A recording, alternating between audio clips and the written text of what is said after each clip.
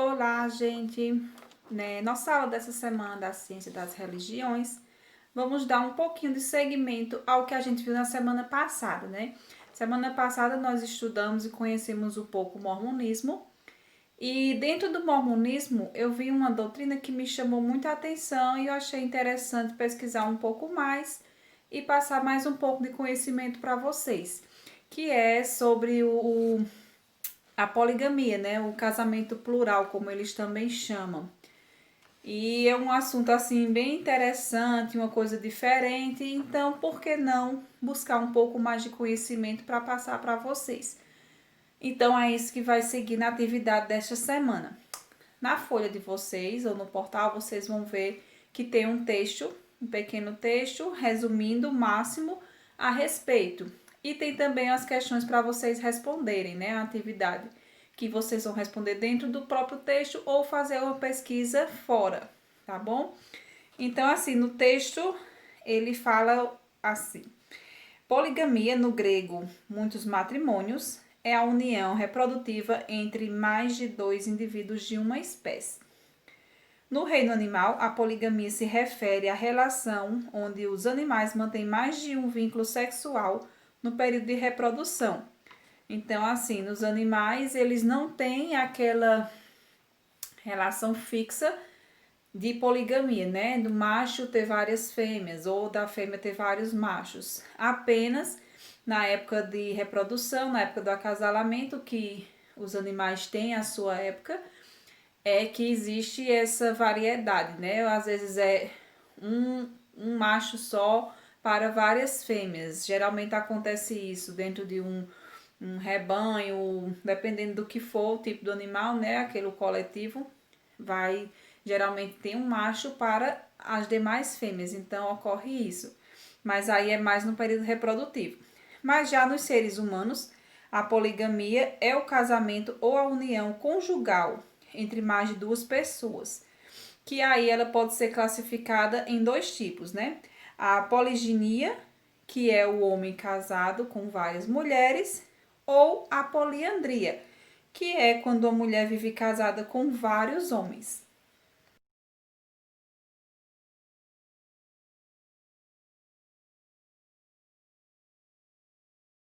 Deve ser confundida com o amantismo, né?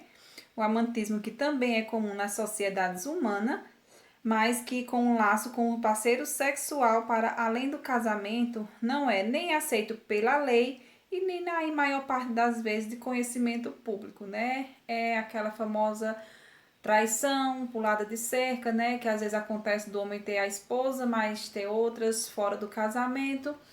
E torna-se, é um tipo de poligamia, mas aí, como não é uma coisa exposta, né? Não é de conhecimento público, né? É o famoso amantismo, né? Que ficou conhecido com esse nome. A poligamia ela é permitida por algumas religiões e pela legislação de alguns países, né? No caso, o mormonismo, como religião, ele permite, né, que seja praticado a poligamia, mas também tem algumas legislações de alguns países que também aceitam, independente de qual seja a religião que segue. Qualquer tipo de religião, mas como é uma lei dentro do país, então ela é aceitável. Que aí fala, né? A poligamia é aceita em mais de 50 países ao redor do mundo. No Brasil, a poligamia é considerada crime pelo Código Penal brasileiro, com pena máxima de 3 anos para quem compartilha o cônjuge e 6 anos para quem tem vários cônjuges. E o casamento poligâmico não é válido para o nosso direito de família, sendo esta escritura nula nos artigos 166, por motivo evidente, ilícito, né, contra o direito e por fraudar a norma imperativa que proíbe uniões formais e informais poligâmicas, né? No Brasil é proibido mesmo por lei, né? Vocês podem ver no gráfico a seguir que tem mostrando os países onde é permitido, né? Tem os que são permitidos, os que é crime e os que não permitem, mas que não é crime, né? Quer dizer, não é autorizado praticar a poligamia, mas só que também não é crime se praticar. Então fica aquela coisa, fica a critério de cada um. Mas os países como o Brasil, que é crime se for praticado, se for comprovado que pratica a poligamia, é motivo para processo judicial, para cadeia e tudo. Então, assim, tem aí no gráfico a seguir, vocês vão ver esses detalhes. No entanto, em recentes casos judiciários brasileiros, reconhecer a união estável de mais de duas pessoas, o que seria instituído, chamado pelos doutrinadores de poliamor, autorizando, porém, uma espécie de poligamia mistigada. Então, assim,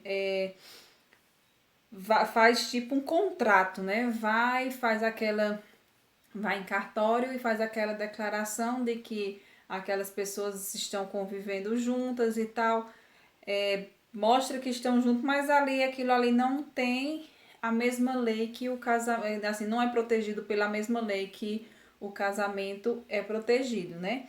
Então, assim, tem essa pequena abertura, mas não é uma coisa oficial, né? Na verdade, a palavra é essa, não é oficial. E assim, em culturas que praticam a poligamia, sua prevalência entre a população está frequentemente ligada à classe e ao status socioeconômico. Então, assim, vocês podem observar que naqueles países, na Índia, principalmente a gente sempre fala muito da Índia, né? Vamos dar o exemplo da Índia, que é comum existir a poligamia, né? Mas vocês podem observar que para ter acesso a esse tipo de união, geralmente são pessoas de uma qualidade de vida mais estável, com um status maior, que pode dizer, né? As pessoas com maior.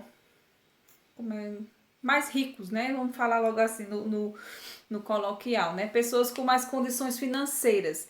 Então, assim, essas pessoas, o homem, geralmente ele tem maior condição financeira. Então, quanto mais condição financeira ele tiver, mais possibilidades de ter esposas ele vai ter.